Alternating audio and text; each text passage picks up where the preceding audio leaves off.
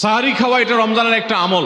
আপনি সারা বছর লাঞ্চ করেন, ডিনার করেন, দুপুরের খানা খান, রাতের খানা খান। রমজান নিয়ে খুব গুরুত্বপূর্ণ একটি ভিডিও, যেটা আপনার আমার সকলের জানা দরকার। আগে ভিডিওটি দেখুন এবং অবশ্যই ভিডিওটি শেয়ার করবেন এবং কমেন্ট করবেন। সকালে ব্রেকফাস্ট নাস্তা করেন, কিন্তু এর কোনোটা ইবাদত হয় না, এর কারণে আপনি সওয়াব পাবেন না।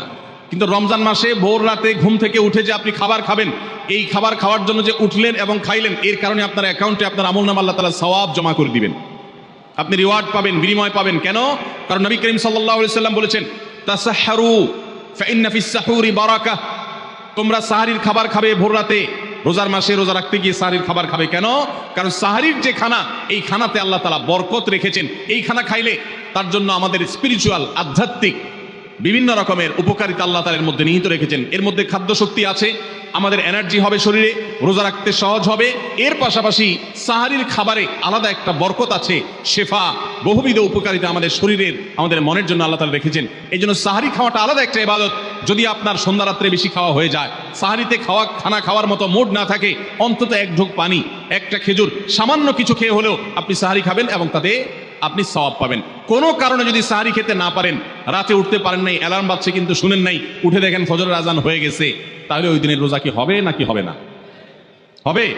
মাশাআল্লাহ, বগুড়া মানুষ মাসালা জানে, দেখা যায় রোজা হয়ে যাবে ইনশাআল্লাহ। কারণ এই সাহারি খাওয়াটা ফরজও না, ওয়াজিবও না, এটা সুন্নাত। সুন্নাত ছুটে গেলে ইবাদত হয় না, ব্যাপারটা সেরকম না। 5 নম্বর আমল হলো, সাহারি তো খাবো ঠিক আছে, কিন্তু সেটা শেষ সময়ে খাওয়া, দেরিতে খাওয়া। সাহারি কি আগে খাবেন না শেষের দিকে খাবেন? শেষের দিকে। কেন? কারণ নবী করিম সাল্লাল্লাহু আলাইহি সাল্লাম বলেছেন, লা ইয়াজালুন নাসু বিখাইরিন মা আজ্জালুল ফুতুর ওয়া আখারুস সাহুর।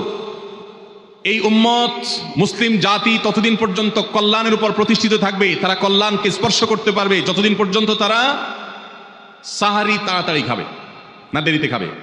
দেরিতে খাবে আর ইফতার তাড়াতাড়ি করবে। তাহলে সাহারি দেরিতে খাওয়া হলো সুন্নাত। আমাদের দেশে গ্রামে অনেক মুরব্বীরা এখনো আছেন, রাত 12টা 1টা 2টা বাজে সাহারি খেয়ে শুয়ে থাকেন। তারা চিন্তা করেন পরে খাইতে গেলে আবার বর্ডার ক্রস হয়ে যায় কিনা, সীমা লঙ্ঘন হয়ে যায় কিনা, রিস্ক নেওয়ার দরকার কি, এই জন্য 12টার সময় খেয়ে রাখি।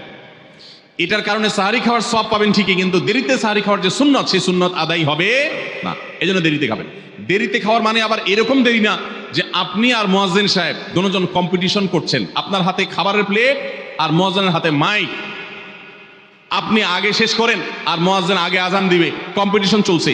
এত দেরি করে একেবারে লাস্ট মিনিট পর্যন্ত খাওয়া সুন্নত নয়। কথা কি বুঝাতে পারছি?